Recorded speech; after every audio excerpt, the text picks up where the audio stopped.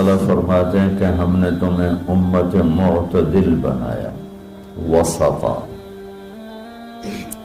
एक तर्जुमा इसका इमाम तबरी ने किया है, जो हमारे तबलीग वालों के लिए बड़ा, बल्कि पूरी उम्मत के लिए, सिर्फ तबलीग वालों के लिए क्यों, पूरी उम्मत के लिए वो एक पैगाम है कि आप, उन्होंने एक तर्जुमा ये किया है कि हमने तुम्हें उम्मत वासिता बनाया। दो चीज़ों को मिलाने के लिए दरमियान में जो चीज़ होती है उसको वासिता कहते हैं। ये माइक मेरे और आपके दरमियान, जो भी आगे सुन रहे हैं, वासिता है। ये दो चीज़ों को मिला रहा है, मुझे और आपको मिला रहा है आवाज़ को बुलंद करके। तो इमाम तबरी ने इसका तर्जुमा, एक तर्जुमा ये किया है, ये भी किया है उम्मत मुअतदिल बनाया है। ये तो तमाम मुफस्सिरीन ने इसका ये तर्जुमा किया। इमाम तबरी ने एक तर्जुमा ये किया है कि हमने तुम्हें उम्मत वासिता बनाया है। जैसे पहले अंबिया आते थे और वो वासिता होते थे अल्लाह और बंदों के दरमियान, कि लोग अल्लाह को नहीं जानते तो एक नबी आता है, रसूल आता है, वो लोगों को अल्लाह का तारुफ करवाता है और अल्लाह से उनको मिला देता है, अल्लाह के सामने उन्हें झुका देता है और उन्हें सिरात मुस्तकीम पे खड़ा कर देता है। अब हमारे नबी पाक सल्लल्लाहु अलैहि वसल्लम के बाद कोई नबी नहीं आएगा, तो लिहाजा ए उम्मत मोहम्मद अब तुम वासिता हो। हमारे जिम्मे है, जो तबलीग वाले कर रहे हैं, हमारे जिम्मे है कि हम अब अल्लाह के पैगाम को लोगों तक पहुंचाएं और हम वासिता बने बंदों और बंदों के रब के दरमियान। ये बहुत खूबसूरत तर्जुमा है। किसी जितनी तफसीरें मैंने देखी उसमें मुझे सिवाय तबरी के और कहीं नहीं मिला, और आपके शायद इल्म में होगा कि तबरी पहली तफसीर है जो उम्मत में लिखी गई, इब्न जरीर तबरी रहमतुल्लाह अलैह। तो अल्लाह ताला ने हमें उम्मत वासिता बनाया है। कोई तबलीग में नहीं जा रहा या जा रहा है, उम्मत है तो हम उम्मत वासिता हैं। नमाज सब पे फर्ज है, बहुत थोड़े से लोग पढ़ते हैं, तो जो नहीं पढ़ते उनकी माफी तो कोई नहीं। ज़कात बहुत थोड़े लोग देते हैं, जो नहीं देते उनको माफ तो नहीं है। तो ऐसे ही मेरे अजीजों, अल्लाह का पैगाम पहुंचाना, अल्लाह से लोगों को मिलाने की कोशिश करना, ये सारी उम्मत के जिम्मे है। बहुत थोड़े से लोग कर रहे हैं, बेशुमार उम्मत है जो भूल चुकी है और भूलना भी भूल चुके हैं। मुद्दत हुई सयाद ने छोड़ा भी तो क्या, ताबे परवाज नहीं, राह चमन याद नहीं। मुझे ये शेर बड़ा फिट आता है कि शिकारी छोटे से परिंदे को घोंसले से उठा के ले आता है और अगर अपने पिंजरे में डाल देता है, जब उस परिंदे की शऊर की आंख बेदार होती है तो अपने आप को एक पिंजरे में देखता है और एक कोठाली में उसके लिए दाना पड़ा होता है, एक में पानी होता है।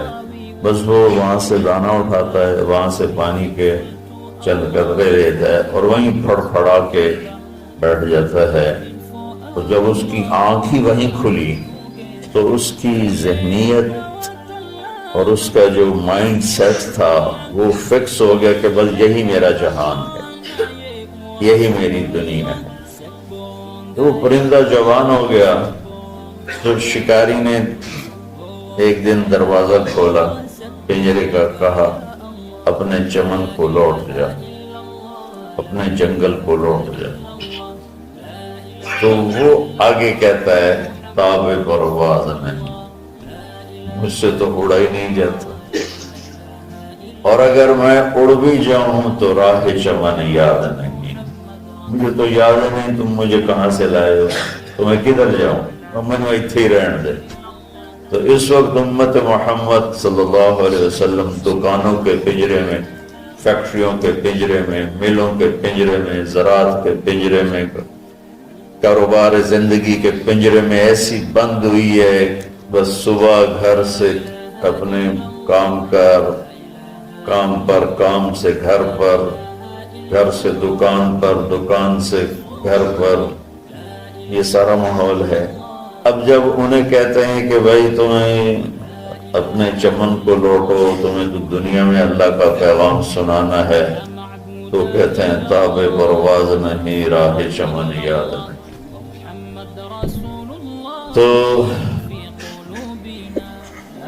آج جو میں تھوڑی بات کرنا چاہتا ہوں وہ دوسرے معنی پر ہے، وَكَذَلِكَ جَعَلْنَاكُمْ أُمَّةً وَسَطًا، ہم نے تمہیں امت معتدل، درمیان والی امت بنائی۔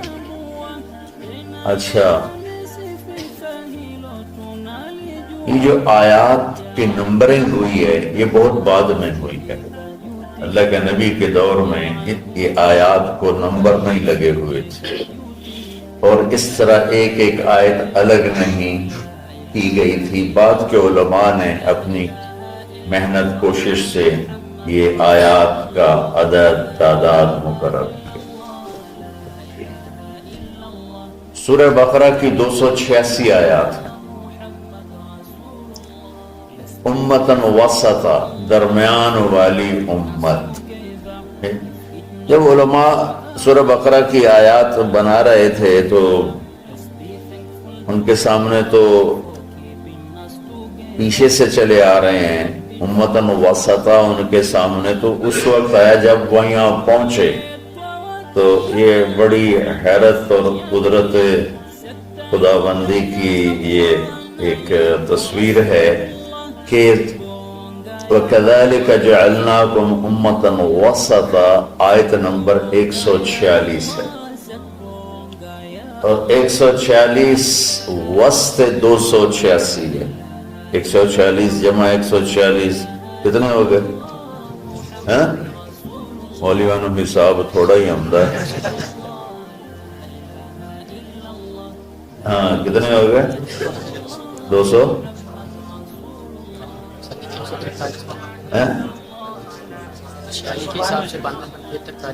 نہیں، پھر یہ آیت نمبر 143 ہے۔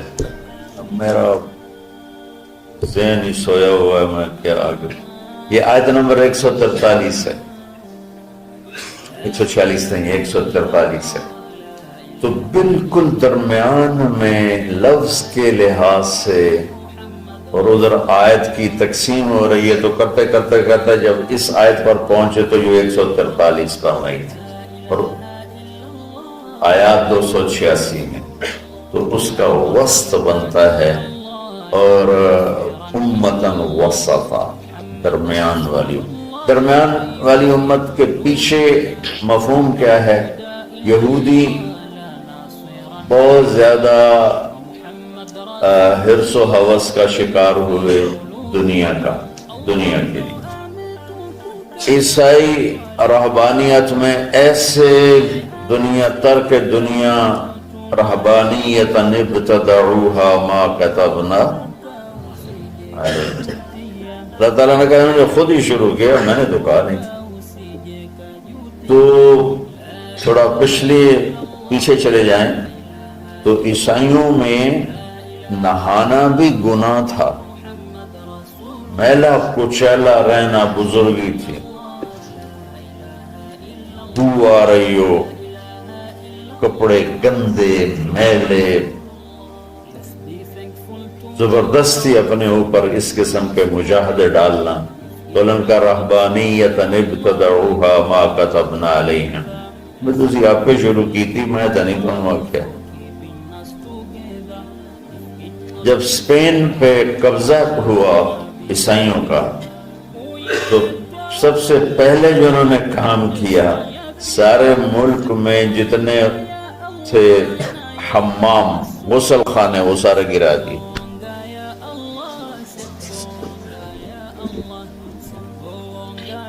1970 تک انگلینڈ میں 1970 کو زیادہ کسی گھر میں غسل خانہ نہیں ہوتا تھا، ٹوائلٹ نہیں ہوتا تھا، باہر بنے ہوتے تھے جہاں کچھ چند پینیاں دے کے اس میں وہ اپنی ضرورت سے فارغ ہوتے تھے، کسی سے نہانا ہو تو نہاتے تھے. جب نئی جدید تعلیم آئی تو پھر یہ ان کے اندر تبدیلی آئی، ورنہ گندے رہنا، میلے کچلے رہنا، شادی نہیں کرنی، دنیا سے بیزاری کے مختلف طریقے، اپنے آپ کو تکلیف دینا، یہ بزرگی کی شان سمجھا جاتا تھا. تو اسپین پہ جب قبضہ ہوا عیسائیوں کا تو سب سے پہلے انہوں نے 2 کام کیے. ایک سارے غسل خانے حمام توڑ دیے اور جتنے کتب خانے تھے سارے جلا دیے. لاکھوں کتابوں کے ذخیرے تھے اسپین میں علماء کے، علامہ قرطبی جیسے، ابن عربی جیسے جہاں پیدا ہوئے ہوں، بقی ابن مخلد جیسے جہاں پیدا ہوئے ہوں. ان کا میں وہ قرطبہ کی جامع مسجد دیکھنے گیا تو بس میری آنکھ نہیں میرا دل رو رہا تھا، دل کے آنسو نکل رہے تھے کہ وہ مسجد جس میں 700 سال قال اللہ وقال الرسول چلتا رہا، وہاں درمیان میں گرجا بنا ہوا تھا اور بت ہی بت ہر طرف رکھے ہوئے تھے، اور ایک بہت بڑی تصویر لگی ہوئی تھی جس میں ابو عبداللہ جو آخری بادشاہ تھا غرناطہ کا، وہ فرڈینینڈ جس نے غرناطہ فتح کیا اس کو چابیاں پیش کر رہا تھا، اور اس کی بیوی ملکہ ازابیلا اور فرڈینینڈ یہ دونوں ایسے کھڑے ہیں، اور ابو عبداللہ وہ تصوراتی خاکہ تھا، وہ یوں غرناطہ شہر کی چابیاں پیش کر رہا ہے، بہت ہائی لائٹ کر کے بہت بڑی تصویر لگائی.